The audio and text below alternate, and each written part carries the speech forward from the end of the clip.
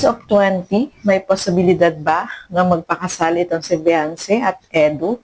So ito, alamin natin ano ba ang totoo. Tara, panoorin po natin ang video na ito. Kung sakali, Beyonce, magkaitin ka, tapos sabi ni Papa Edo, Beyonce, ayaw kong maghanap ng ibang babae, ikaw lang ang mamahalin ko.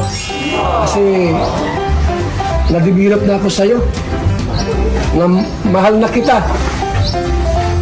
2 taon, maghahanda na ako. Di 18 ka na. Plus 2, 20. Ano ba, kapayag ka ba na kung sakali man hamunin ka ni Papa Edo na 2 years na lang, magpakasal na kayo? Sa palagay mo? Ha? Ano, sa palagay mo? Palagay mo? Ha? Ano? Ay, nag-iisip. Yes! Nag-uuna! Grabe yan, talaga naman po. Nag-uuna.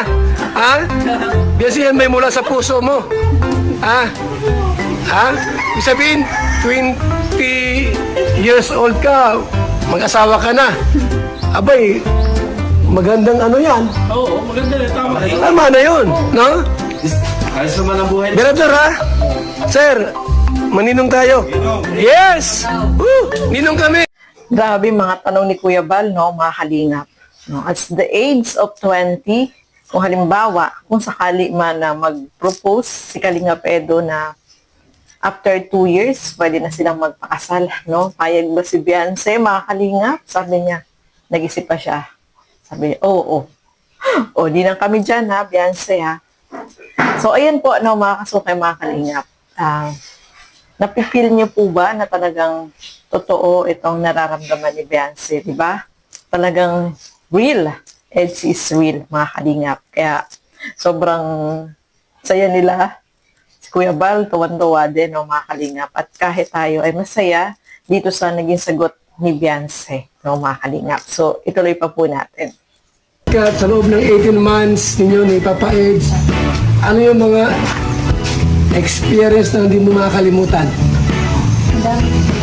Ay, grabe. Ang dami daw po ang mga experience. Kahit Pag-scout, yung mga ganun po. pag-scout. Apo. Isa na po sa mga bagay po na hindi nyo makakalimutan, yung pagsama nyo sa mga scout. Anong klaseng scout yun, Bibi Beyonce, yung di mo makalimutan? May holding hands magkasama yan? Meron ba yung mga... Hindi na po yung naiwasan kasi ano. Yes! Grabe, tutuwa sila mga kaibigan. Madalas po bagay na daanan. Siyempre po, Oh, inaalayan. bilang gentleman, di ba? So sa loob ng 18 months, maliban doon sa pag-scout, ano yung tagpo talaga na hindi mo mawala kahit halimbawa na lang kung sakali man si Papa Edo ay mag-abroad, tapos tumagal siya dyan, halimbawa lang naman yan. Ano yung mga bagay na hindi mo siya makakalimutan, baka iyakan mo pa? Ano mo yung, ilapitan mo, engineer? Ano yun, Beyonce, yung mga bagay na talagang sadyang hindi mo makakalimutan? Yung ano po, yung pagiging ano niya. Pagiging? Caring. Grabe. Halimbawa, yung siya ba, malambing ba si Papa Edo? Malambing ba? O siya yung tao walang pakialam? Sa'yo, sa palagay mo, anong mas si Papa Edo ba ay malambing or parang walang pakialam? Minsan po, ano ba? Minsan walang pakialam, no? Ay. Ay normal man yun sa lalaki. Lalo na hindi nakahalik. Di ba? Pero okay naman si Papa Edo. Okay. 18 months ninyo ni Papa Edge. Anong mensahe mo, Beyonce, sa loob ng 18 months ninyo ni Papa Edo? Mensahe na Ano po, gusto ko sa kanya magpasalamat kasi hindi po siya nagsasawa. Tsaka, yun, tuloy-tuloy po yung samahan namin. Talagang wala pong nakakasira pa. Maganda, no? Talaga naman po, mga kaibigan. Matatag. Matatag. Salamat kasi andyan siya pala. So, yan po, no, mga kasukay, mga kalingap. Itong si Papa Edge pala, hindi pala siya yung taong showy, no, mga kalingap. May ganun naman, no? hindi nila pinapakita yung sweetness nila. Siguro kapag sila lang dalawa talaga yun. At may mga ganun talaga, no? At natutuwa ko kay Beyonce. Di ba, naalala nyo, lagi siyang kasama dito sa pag-i-scout dati, noong last month, no? Ang memories na hindi niya makakalimutan dito kay Papa Eds, yung pagiging caring, no? Maalalahanin, maalaga. Oy, grabe yan si Papa Eds, no? Siyempre, hindi naman maiwasan sa kanila yung mag-holding hands, di ba? At saka nakita ko na naman sila ng personal at talagang ano sila yung super close talaga sila sa isa't isa, mga kalingap. Lagi silang magkadikit, ganyan. Oh, so nakita ko na sila ng personal, kaya alam ko na ganun, no? Kahit na silang dalawa lang, yung kulitan nilang dalawa, nandoon palagi, no, mga kalingap. Kaya yung memories nilang dalawa, sabi nga ni Beyonce, nung nag-scout sila, siguro hindi niya talaga yung malilimutan kasi naramdaman niya kung paano mag-care itong si Papa Eds, mga kalingap. Nabalitaan mo yung ano, yung nangyari sa Danjoy? Nabalitaan mo yun? Ano mensahe mag-ipapaido tungkol doon sa ganon? Yun po, kung sakaling gusto ko po maging siya, maging totoo po siya sa akin, magsabi po siya kung dumating po sa point na na po siya. Mga papaasawa. Sabihin po niya para hindi din po ako masaktan doon. Huwag naman sana mangyari yung nangyari sa Danjoy ng mga kalingap dito sa EDC. Dahil marami talaga yung masasaktan. Kahit si Beyonce, sabi niya, maging honest lang itong si Kalingap Edo sa kanya. So kahit tayo, no, wini-wish natin na itong samahan talaga nila ay maging last, no, maging real, no, mga kalingap. At sabi nga ni Beyonce, basta maging totoo lang sa kanya si Kalingap Edo. Nandiyan lang naman siya, no, mga kalingap. Siyempre ayaw niya rin na masaktan kasi mahirap po yun, no? Yung hindi ka magsasabi ng totoo. Siyempre, alam natin, si Beyonce, nararamdaman niya, totoo po, no, mga kalingap. Napipil natin yan. Kaya, sana si Kalingap Edo is, ganun din sa kanya, no? Maging, sila sa isa't isa. Maging honest, no, mga kalingap. Yun lang naman yung gusto natin na mangyari din. Yung kanilang samahan ay maging talagang smooth, laging totoo sa bawat isa, no, mga kalingap. At nakikita natin si Beyonce na talagang love na niya si Kalingap Edo, no, mga kalingap. So, ituloy pa po natin. Sila. Ang tanong ko lang kay Beyonce po ngayon, mga kaibigan, mga kalingap, kung sakali bang si Papa Edo ay mag-asawa, masasaktan ka ba? Masasaktan ka ba, Beyonce? Totoo lang. Sa totoo lang. Yung real talk, ika nga, masasaktan ka ba pag si Papa Eds ay kung sakali na may iba ko, mag-asawa siya, ganyan, ng iba? Siyempre. Grabe. Bakit? Siyempre po yun. Kasi matagal na din po yung pinagsamahan namin. Nahulog na bang loob mo kay Papa Edo? Nahulog ang loob mo? Napamahal ka ba sa kanya? Yan! Ayan! Katuwa si Kuya Bal, no? Grabe po yung mga tanong niya, no? Kung sakali daw na mag-asawa ng iba si Papa Eds, masasaktan ba itong si Beyonce? Siyempre naman, no? Yun nga, sabi nga ni Beyonce, masasaktan siya kasi matagal yung kanilang pinagsamahan. Kahit naman tayo, no, na nanonood, masasaktan din tayo kasi parang ang gusto natin talaga is silang dalawa yung magkatuluyan, no, mga kalingap. Grabe mga tanong ni Kuya Bal, no? Talagang masasaktan yan, no?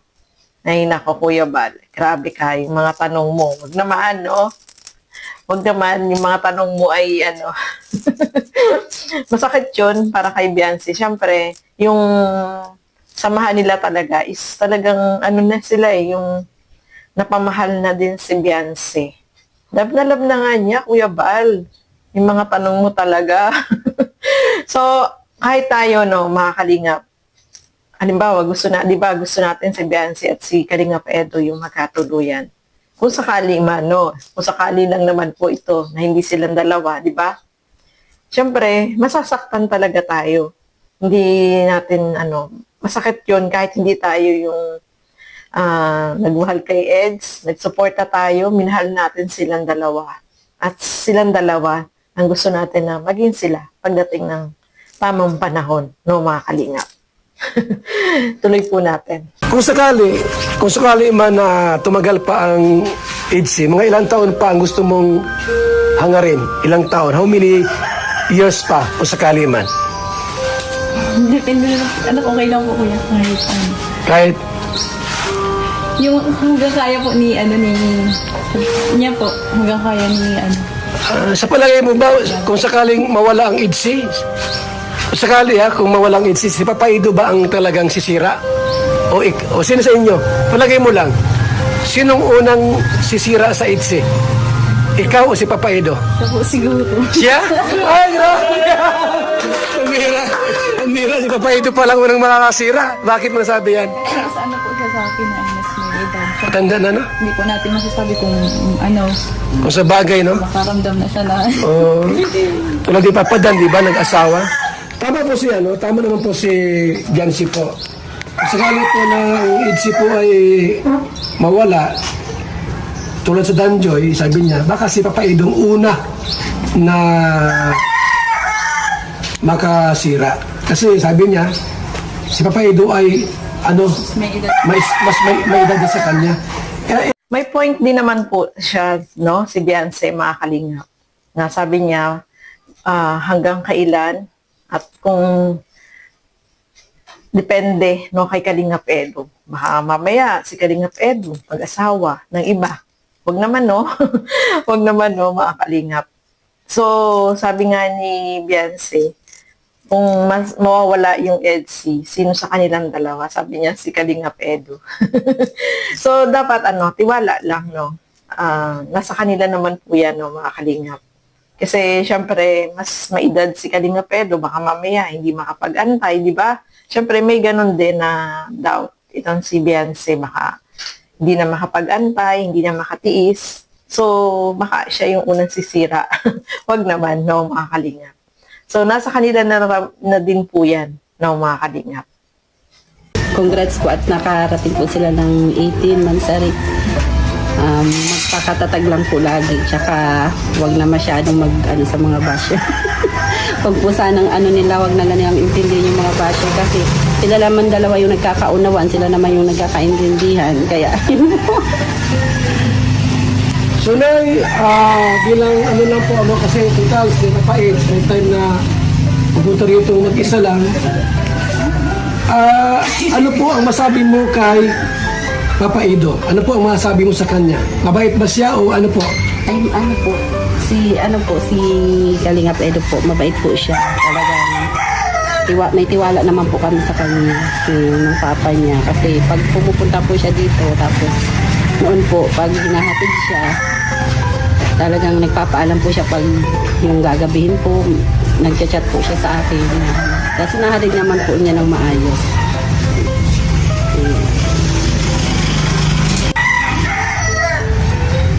Wala ba siya mga pahiwatig po sa inyo, si Papa Ido po? Wala ba siya pahiwatig na? Nay, anong tawag sa'yo? Ano po? Tita. Ay, tita! Hindi, normal yun. Normal yun. Pag tita, bakla yan. Normal naman yun. Kami sa po, Nay. Yan. Wala ba siyang pahiwatig na, Nay, pwede ko bang, sakali man ako po ay mag-asawa, pwede ba yung anak ng asawahin ko? Ganun salita. Wala ba siyang ganun pahiwatig? Wala pa naman po sa ngayon. Wala pa ngayon? Opo. Siguro po nag-aano po siya na bata pa po si Beyonce. Ay, na baka hindi po natin alam pag nasa tamang edad na po. Sila lang po ang nakakaalam niya na dalawa. Ayun. So, ma-birthday po si Beyonce po ngayong September 12. Ganap na siyang dalaga, 18 years old na po. Saan na po? Alam mo po, mag-propose si Papa Ed sa kanya na hindi siya ng 2 taon, at para maghanda siya ng kanyang mga sarili. Magpabahay siya, lahat, kailangan nila sa pamilya. 2 years na lang. Eh, siyempre, si Biancy, 20 years old na yun. Sakali po na yun ang gawin ni Papa Ed, mag-propose at asawahin siya ng after 2 years, okay lang po ba sa inyo? Sa amin pong magulang, kung ano po ang gusto ng anak namin, doon po kami susupport. Yes! Woo! Talaga naman po, no? Biancy, alam ko narinig mo yung sinabi ni mama mo. Ibig sabihin, Biancy, wala nang atrasan yan. E sakali man, hindi ko sinabing gagawin ni Papa Edo yan kasi interviewin ko rin po siya tungkol dito. So, kung sakali po na mangyari man yung proposal, wala na problema. Tuloy ba ang kasalan? Pag 20 ka na? Tuloy ang kasalan, Biancy? Ha? Palagay mo. Ano na yung heart-to-heart talk? May papa pa po. Ha? Ay! Ay, baka nandiyan si tatay ako, sabi natin. Ha? Papa ba? Meron pa ng papa po. Wala dito papa niya. Nasa labas daw, nagmotor. Ibali po sa sunod ng mga vlogs natin. Tulungin natin sakali, ha? Salamat, Biancy po. Sa time mo. Nakakatuwa naman po mga kalingap kasi yung mama ni Beyonce, ang sagot niya dyan is depende na kay Beyonce. Kung ano yung gusto ni Beyonce, susuportahan nila, no, mga kalingap. At alam naman natin, itong mama ni Beyonce, mga kalingap, is nagchat-chat po yan sila ni Kalingap Edo. Si Kalingap Edo yung nagchat-chat, di ba, nabanggit niya dati na si Beyonce hindi nagchat-chat sa kanya, hindi agad sumasagot. Pero pag si Kalingap Edo, agad siyang sumasagot sa mga chat niya, no? At nagpapaalam po ito si Kalingap Edo dito sa mama ni Beyonce. Halimbawa, lumabas sila, tapos medyo late na yung uwi nila. So, nagpapaalam si Beyonce dito sa mama ni... nagpapaalam itong si Kalingap Edo dito sa mama ni Beyonce. So, yun ang maganda doon kasi ka-close ni Kalingap Edo itong mama, no? At sabi nga niya is, kung ano yung maging desisyon ng anak niya, susuportahan, nandiyan lang sila na nakasupport, no, mga Kalingap. So, nakakatuwa naman po, no? At kahit yung mama ni Beyonce is talaga naman na nakasupport dito sa kanilang dalawa. Nasa kanila na daw yun. Kung ano ba silang dalawa, basta nandiyan lang sila nakasuporta. Yun ang maganda doon, no, mga Kalingap. So, kagabi din, no, isingit na din natin, napanood din natin na etong si Kalingap Edo, sabi ng mama niya, is wala naman daw dinadalang ibang babae doon sa bahay nila. Walang pinapakilala. No, mga Kalingap. At masaya tayo doon sa narinig na yun.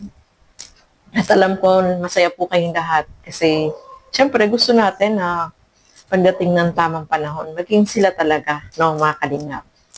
So, ayan po, no, maraming salamat po sa inyong walang sawang panonood at pag-suporta dito sa aking mga ginagawang reaction video. Suportahan po natin Bal Santos Matubang, Kalingap Rab at Edna Vlogs. Siyempre, support po natin Kalingap Edo at ang inyong lingkod, Gandang Emmy. Sa mga hindi pa po nakapag-subscribe, please subscribe and please hit the notification bell para lagi po kayong updated sa aking mga ina-upload na mga reaction video. So, hanggang dito na lamang po muna. Keep safe, everyone. Bye-bye.